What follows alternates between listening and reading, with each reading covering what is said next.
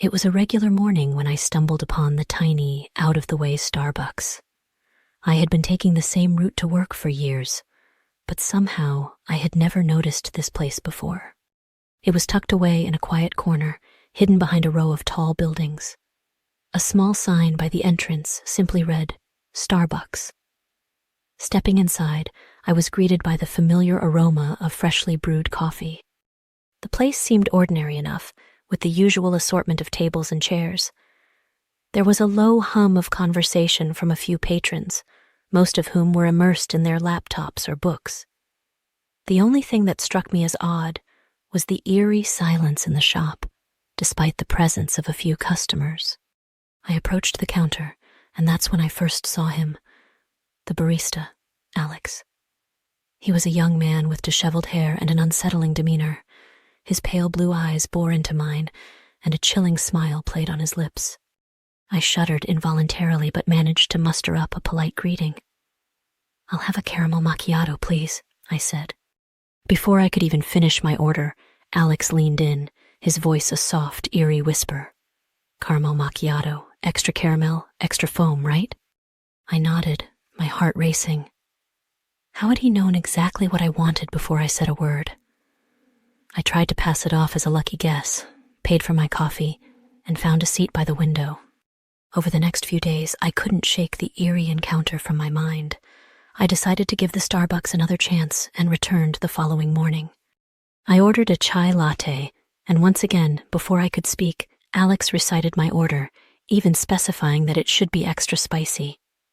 As the days turned into weeks, I found myself visiting the obscure Starbucks more frequently. It was as though I was drawn to it, unable to resist the uncanny knowledge that Alex seemed to possess. He predicted my orders flawlessly, each time getting the details just right. I started to experiment with my orders, hoping to stump him. I ordered obscure drinks with bizarre combinations of syrups and toppings, but Alex always knew exactly what I wanted. It was as if he could read my thoughts.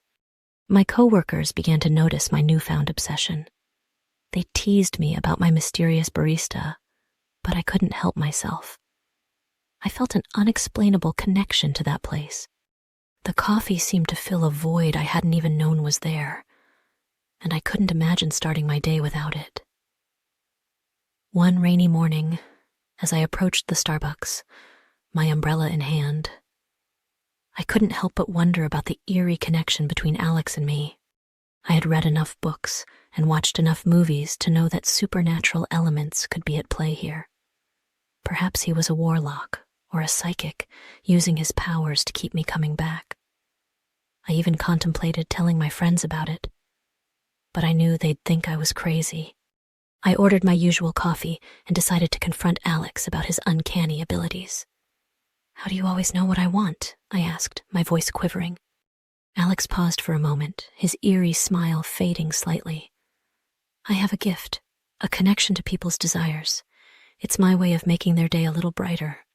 His response didn't put my mind at ease. It only deepened my suspicions. What kind of gift could allow someone to know my deepest desires? The coffee in front of me suddenly seemed less inviting. As the weeks turned into months, my reliance on that Starbucks grew. It felt as though Alex had become an integral part of my life. I couldn't start my day without a visit to his coffee shop, and he always knew what I needed, often before I did. One fateful morning, I walked into the Starbucks only to find it empty. The usual hum of conversation was gone, and the lights flickered ominously.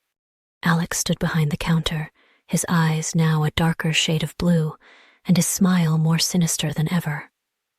"I have been waiting for you," he said, his voice sending shivers down my spine.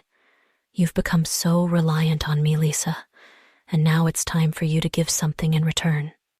My heart raced and I felt a strange compulsion to obey. I tried to run, but I couldn't move.